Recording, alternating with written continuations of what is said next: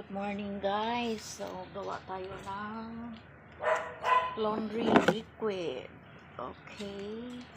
Ito yung tamang proseso sa paglagay ng gagawing laundry liquid. So, ito yun. Ito yun.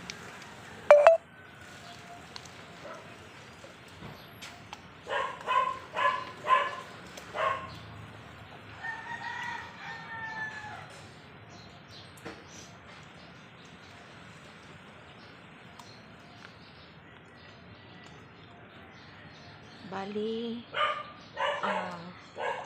tatlong balot sa isang balde. Ano po? Bayad na? Okay. Hold on.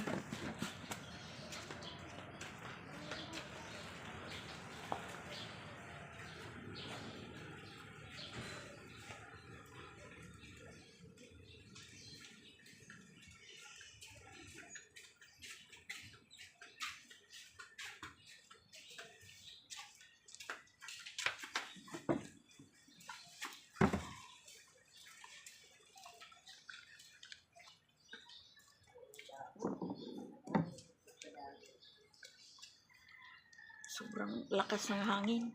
Kanina wala. Ang sakit ng init. Ngayon, bumuilo na naman si hangin. Ito yung siya.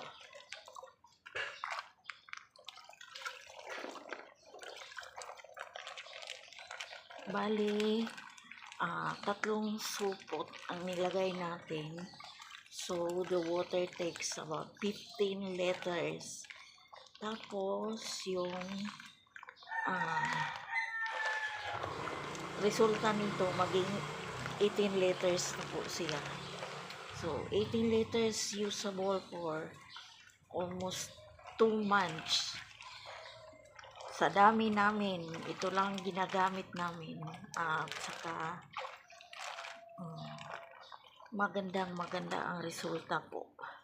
Kasi banayad sa kamay at saka pangbabad at saka yung mga puti. Ito lang binabad namin tapos ibilad namin sa araw, lalong pumuputi. So, itong mixture natin ngayon is breeze formulation. Kasi yung dati Ariel liquid yun. Ngayon, yung na-order ng boss ko ay